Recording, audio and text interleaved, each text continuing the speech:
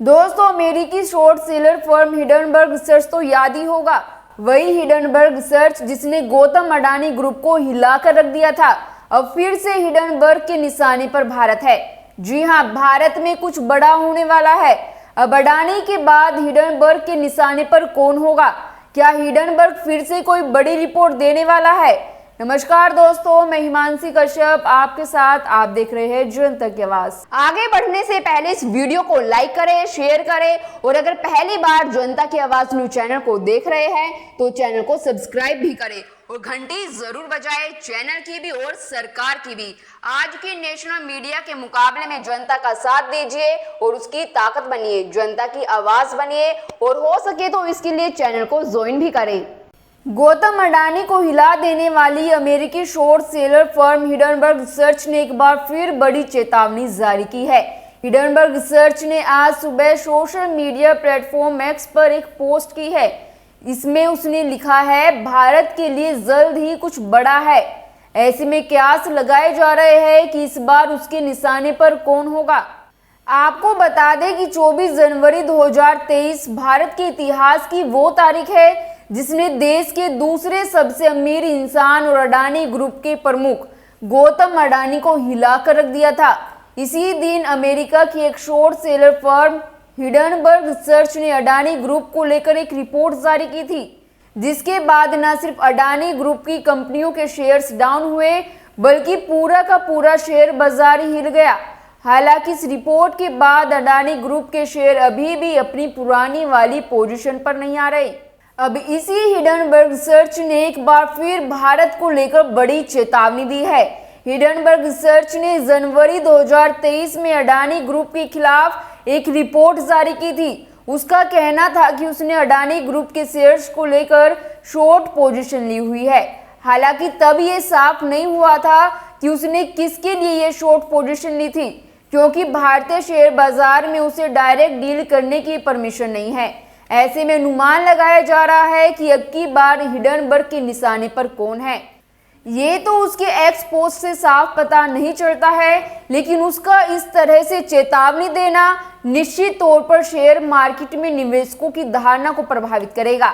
इतना ही नहीं, आम निवेशकों के मन में एक बार फिर अडानी ग्रुप को लेकर संशय के बादल मंडराने लगे हैं।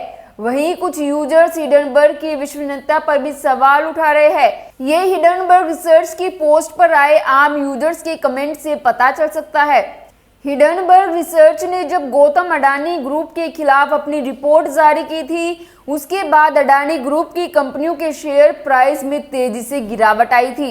रिपोर्ट आने से पहले अडानी ग्रुप के चेयरमैन गौतम अडानी दुनिया के टॉप 5 अमीर लोगों में शामिल थे, लेकिन रिपोर्ट आने के कुछ दिन बाद ही उनके नेटवर्थ आधी रह गई थी और वह दुनिया के टॉप 25 रईसों की लिस्ट से बाहर हो गए थे। हालांकि साल भर के अंदर ही गौतम अडानी की कंपनी ने रिकवरी की। अभी वह भारत के दूसरे सबसे अमीर और दुनिया के टॉप 15 रईसों में शामिल है। हिंडनबर्ग रिसर्च ने अपनी रिपोर्ट में अडानी ग्रुप पर अत्यधिक कर्ज लेने, शेयर प्राइस को मैनिपुलेट करके उन्हें जरूरत से ज्यादा भाग तक पहुंचाने और अकाउंटिंग में गड़बड़ी होने जैसे आरोप लगाए थे। इस साल जून में हिंडनबर्ग रिसर्च एक बार फिर चर्चा में आया था, जब उसने खुलासा किया कि पूंजी बाजार नियामक सेबी ने उनके खिलाफ भारतीय नियमों के उल्लंघन का आरोप लगाते हुए एक नोटिस जारी किया था। यह घटनाक्रम एक महत्वपूर्ण मोड़ साबित हुआ, क्योंकि हिंडनबर्ग रिसर्च ने पहली बार अपनी रिपोर्ट में कोटक बैंक की स्पष्ट रूप से पहचान की।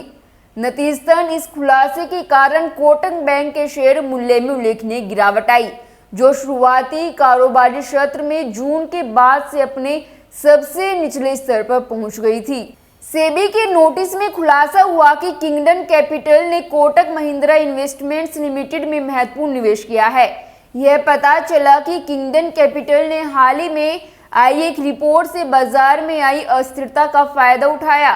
फर्म ने रिपोर्ट सामने आने से पहले अडानी एंटरप्राइजेज लिमिटेड में शॉर्ट पोजीशन स्थापित करने के लिए 43 मिलियन आवंटित करके एक रणनीतिक कदम उठाया। इसके बाद किंगडम कैपिटल ने इन पोजीशन को सफलतापूर्वक बंद कर दिया, जिससे 22.25 मिलियन का लाभ हुआ। हिडनबर्ग ने कहा कि भारतीय बाजार नियामक की ओर से 27 जून 2024 को जारी किया गया नोटिस बकवास है। इसे एक पूर्व निर्धारित उद्देश्य को पूरा करने के लिए तैयार किया गया था। उसने कहा कि भारत में सबसे शक्तिशाली व्यक्तियों द्वारा किए गए भ्रष्टाचार और धोखाधड़ी को उजागर करने वालों को चुप कराने और डराने का प्रयास है। खैर, अब देखना यह होगा कि हिडनबर्ग के निशाने पर अब कौन सी कंपनी होगी। क्या फिर से कोई मोदी मित्र हिडनबर्ग का निशाना बनेगा? आपको क्या लगता है? हमें अपनी राय कमेंट कर जरूर बताएं और बाकी खबरों के लिए देखते रहिए जनता की आवाज।